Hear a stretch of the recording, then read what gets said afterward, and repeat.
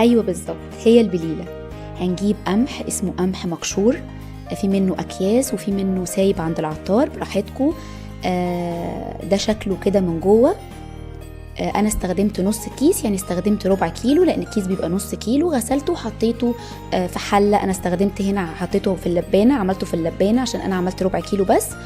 غسلته وهغليه غلوه بالظبط قبل ما انام لمده دقيقه بالظبط كده. كان بيغلي، سبته يغلي دقيقه واحده بس، وبعدين غطيته وركنته كام ساعه بس عقبال ما نمت وقمت.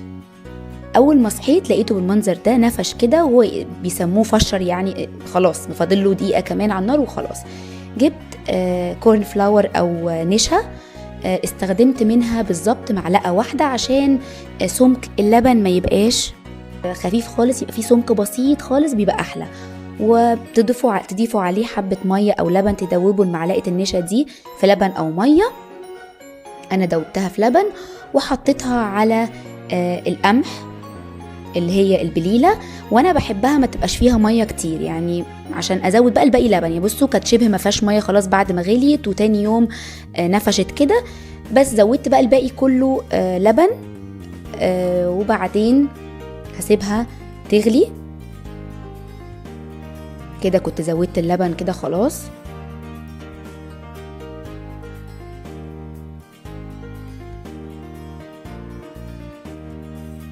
وقبل ما تغلي حطيت حبة من الفانيليا واستنيت تغلي غلوة وخلاص كده هتبقى استوت.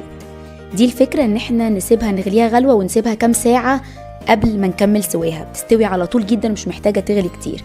طبعا تقلبوها عشان ما تفرش، عشان اللبن لو اتساب كده هيفور، وتقلبوا كمان عشان الكورن فلاور يستوي.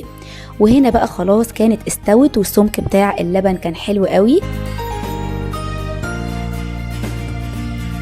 وهنا زوقت واحدة بالجوز الهند والزبيب والمكسرات، وواحدة خليتها سادة، واللي عليها مكسرات دي حطيت عليها سنة سمنة بلدي هتودي البليلة في حتة تانية خالص. جربوها هتعجبكم جدا. أنا عن نفسي بحب البليلة السادة، بس جربوا تكاية السمنة البلدي فوق الوش دي. وبس كده وقدمتها. البليلة جميلة قوي وبتدفي في الشتاء. يا رب تكون عجبتكم. ما تنسوش تعملوا لايك للفيديو واشتراك لو ما اشتركتوش. بحبكم قوي قوي قوي. باي باي.